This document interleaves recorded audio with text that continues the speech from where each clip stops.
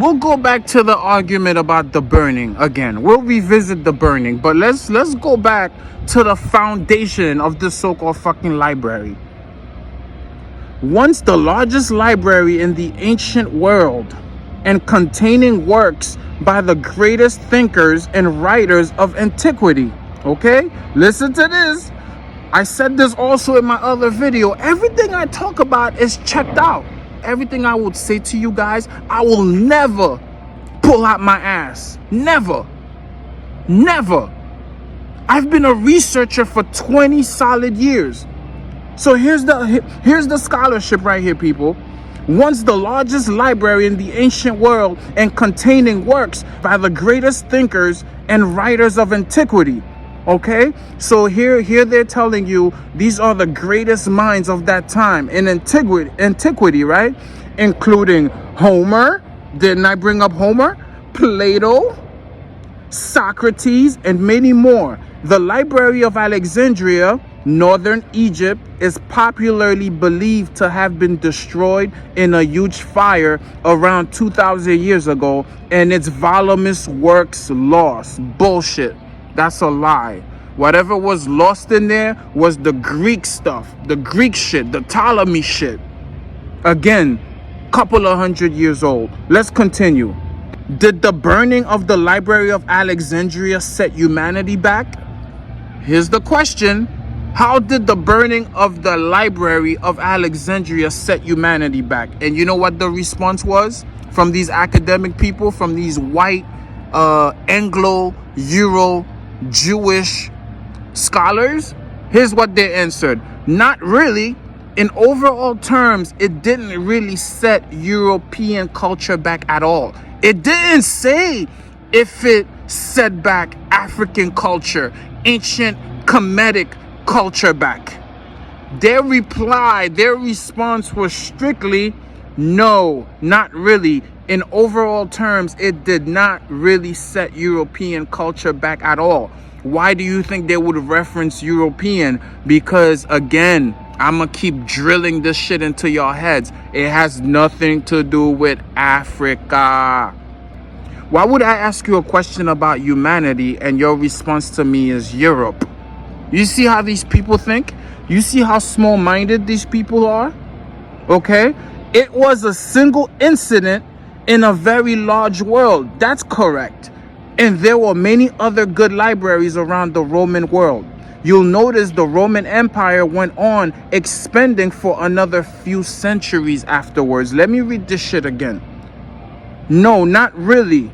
In overall terms, it didn't really set European culture back at all. It was a single incident, meaning maybe one time only. And as we read earlier, it turns out that Julius Caesar attempted to burn the library, instead end up burning a couple of ships. But still, I still don't see any evidence here of a library getting burned at all. You'll notice the Roman Empire, you hear that? Pharaoh, Marshall Daniels, Mr. Pseudo-scientist, Mr. Pseudo-historian. You'll notice the Roman Empire went on expanding for another few centuries after that. I'm still not seeing anything about no Egypt, no ancient Egypt anywhere.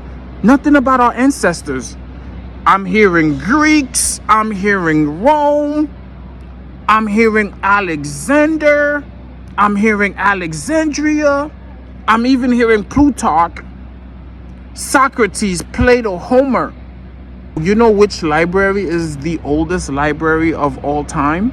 The oldest ever library. The world's oldest known library was founded sometime in the 7th century before Common Era for the royal contemplation of the Assyrian ruler Ashurbanipal. Okay? Let me read that again. The world's oldest known library was founded sometime in the 7th century before Common Era by the royal contemplation of an Assyrian ruler who was named Ashurbanipal. Located in Nineveh in modern-day Iraq. So we're going to Mesopotamia now. Still 100 couple of years. The site included a trove of some 30,000 cuneiform tablets organized according to subject matter. So let's go back to this whole idea of a fucking library in Alexandria that may have never been burned, but these niggas keep running on with talking about it was burned, it was burned, it was our ancestors. The ancient library of Alexandria was destroyed on 2 different occasions. Okay, let's hear it. The original library branch was located at the Royal Palace at Alexandria near the harbor. Here's Julius again. When Julius Caesar intervened in the civil war between Cleopatra and Ptolemy VIII. What did I say? What did I say in my initial video? All facts. All facts. 1,000% facts. So Cleopatra was at war with her little fucking cousin, Ptolemy VIII. Caesar set fire to the ships in the harbor. It says it happened twice, but there's only evidence here of one time when Julius Caesar, that's all that keeps coming up. I went back 800, 1,000, 1,200 years. There was no such library to begin with. And when that shit finally did pop up, it turned out that it was Julius Caesar, a fucking Roman, which is as recent as fucking 800 years ago, that attempted to burn this library down. And here's the proof. But then in 48 BCE, Julius Caesar laid siege to Alexandria and set the ships in the harbor on fire. For years, scholars believed the library burned as the blaze spread into the city. Ultimately, the library slowly disappeared as the city changed from Greek to Roman to Christian and eventually to Muslim hands. Did you hear that, people? No traces whatsoever of a Nubian empire, not even in the West, where fucking the Igbo tribes, the Dogon tribes were thriving at that point with the Songhai Empire. You guys are nuts. You guys are nuts. You guys are fucking nuts. This library went from Greek to Roman to Christian and then finally to Muslim hands. So fuck out of here with your lies. The archaic of early dynastic period of Egypt, also known as the Thanite period, from Thinis, the supposed hometown of its rulers, is the era immediately following the unification of Upper and Lower Egypt. Didn't I say that? It is generally taken to include the first and second dynasties, lasting from the end of the Naqada III archaeological period until 2686 before Common Era, or the beginning of the Old Kingdom. With the first dynasty, the capital moved from Thinis to Memphis, with a unified Egypt ruled by an Egyptian god king. Abydos remained the major holy land in the south. The hallmarks of ancient Egyptian civilization, such as art, architecture, and many aspects of religion, took shape during the early dynastic period. Where are we talking about a fucking Alexandria library here?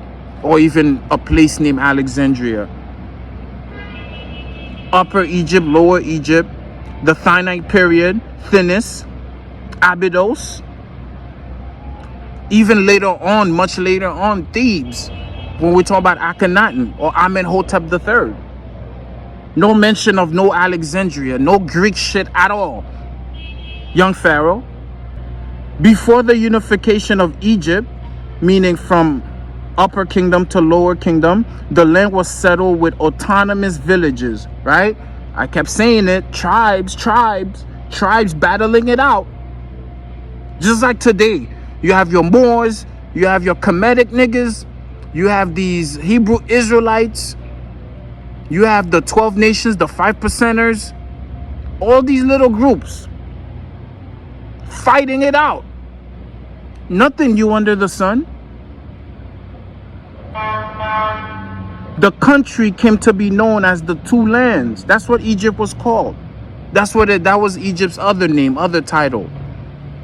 The two lands, or the lands between the they would describe like places like, if people talk about Mesopotamia, you know, modern day Iraq, they would say the land between the Tigris and Euphrates rivers. So these were the little names that were given to them, code names, if you will.